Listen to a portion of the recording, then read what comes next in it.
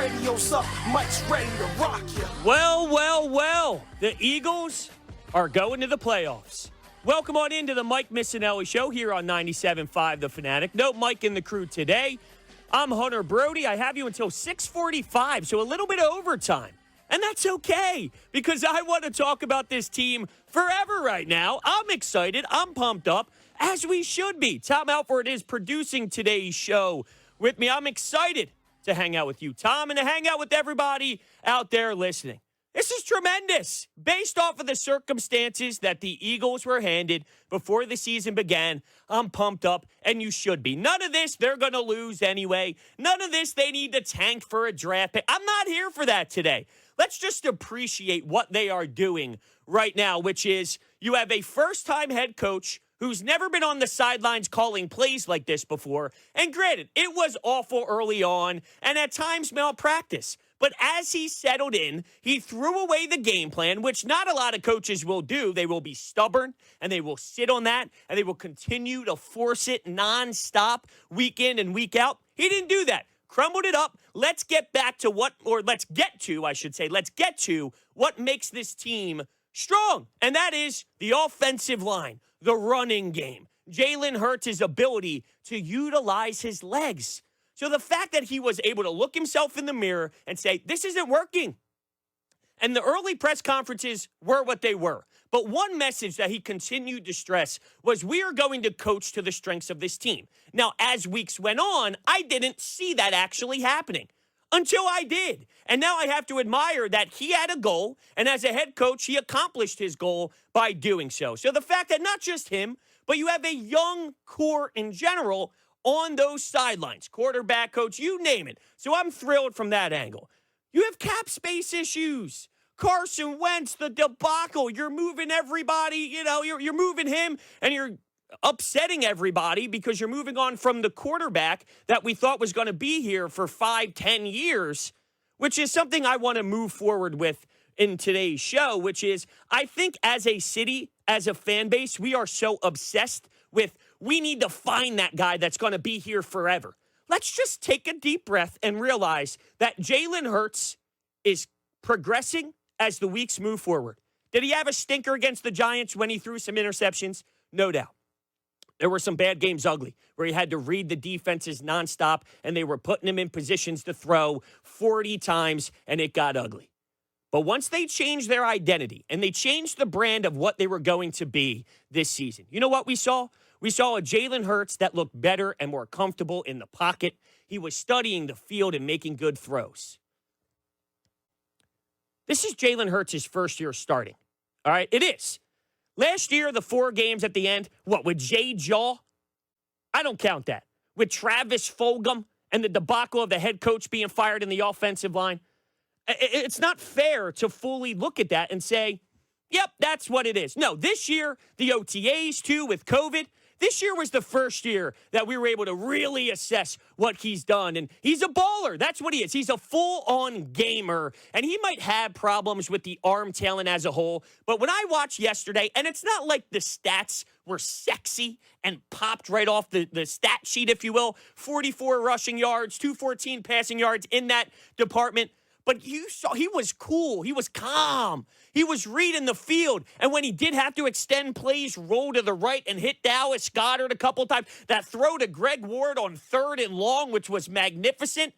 If he could be that more times than not, which, by the way, takes time to learn and understand in this league, let's give him that. So let's stop focusing on, is he the guy for 5 or 10 years? With the way that they are set up, with 3 first-round draft picks, with the cap space coming off the books, you're not wasting a season moving on with Jalen Hurts if he ends up not progressing as much as we would like. If there is a ceiling and we learn that as years move forward, and it's like, you know what, there's just something missing there. There's a cap here that doesn't work, which right now it's hard for me to believe that's the case. But let's say it is in this hypothetical world. You can still build with those handful of draft picks that you have for next season with players that can help you out for the long term, and then figure out your quarterback afterwards. But, honestly, you look at what Jalen Hurts did out there, I'm stoked.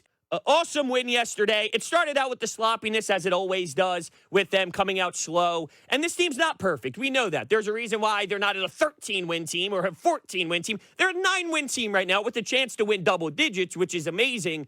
But they're going to have flaws. They're going to have slow starts. That's part of who they are this year. And I'm not satisfied when I see it because I get upset. But big picture-wise, they keep figuring it out in the second half, and there's something to that as well. So what they need to do as a young coaching staff, just like Jalen Hurts is going to move forward and learn week in and week out, this coaching staff is going to do the same thing. I hope so, especially Jonathan Gannon. Right now, I'm here to just say, look at this team right now. Think back to where we were in the beginning of the year. And look, there's fans every year, no matter who they are, no matter what the team is, no matter who the coach, they convince themselves by August they're going to make the playoffs. So, there's always those people, I said this back in August. Well, you're probably one of those people, to be fair, that says it no matter what's going on here.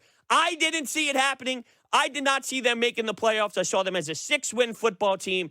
And here we are for a first-year head coach, a first-year starting quarterback. I got a smile on my face. We now live in a world, in the sports world specifically, if you aren't winning a championship, go win 0 games because that's better. And I'd rather not be competitive whatsoever because the end goal won't be reached. And I feel that is very foolish, once again, when you look at the context of where we are right now. If we are discussing 5, 6, 7, 8 years of this, which is first, and we don't even know where they're going to go, right? It looks possible that we'll see Tom Brady, but as we have this dialogue, I feel that the flow is, well, they're not going to go very far. And who knows? Maybe we're wrong. We were wrong about the 6 wins. We'll see. This is why they play the football games. But we do know that they aren't at the level of some of these teams, even though in the NFC, there's nothing insanely eye-popping. Yes, Green Bay and Aaron Rodgers, they're scarier teams, but there's no-brainer teams. Anyway, I digress. If you're 5, 6 years in of making the postseason and losing in the first round, then at some point you got to realize we need to establish something different here so we can get over the hump. You can't be satisfied with this year in and year out. But with everything that they were handed this season, which is you don't know about the head coach, his first time, you don't value that he's going to be on the road, whether it's Tampa Bay, LA, going up against Tom Brady, or Sean McVay and Matthew Stafford, who has, 6 interceptions in his last 3 games. So I want to see Nick Sirianni, and I'm excited to see whether they lose or not, whatever the case is, the fact that he's on that sideline, he sees the pressure, he gets to experience what it's like to go through a full week at the NovaCare complex, putting together a game plan with Jalen Hurts, with Steichen, with all of these people involved, to see what they can come out with here from a playoff perspective. We know they're not as talented as the other team, and I don't want to say it's as easy as house money because I do demand them to be as prepared as they possibly can. But that's why throughout this entire season we went through, this is the analyzing season. And this is still part of that process. Yes, they overachieved and got somewhere we didn't expect to. But with that said, all right, now let's learn even more. You had 4 division games, and really this last week is kind of thrown up in the air because of, playoff seeding and whatnot. But you had a very important stretch of NFC East football. And say what you want about the division being crap, and you're playing Daniel Jones, Mike Glennon, or anybody else out there, me, you. That's what it seemed like some of these quarterbacks were. It's not easy to win division games, and they put their head down and they got themselves out of a hole when they're losing 10-0 early on, and that can't consistently happen. But with where they're at right now, I don't know how you're not impressed. And I'm curious the pulse of Jalen Hurts, because that's really the long term here is going to just flow into Jalen Hurts conversation. And here's what I'll say, because a lot of the comparisons is Lamar Jackson based off the fact that he's a running style quarterback, even though they're different within that realm. And Lamar Jackson has struggled to get over the hump in the playoffs. I think that's very fair and very reasonable to say.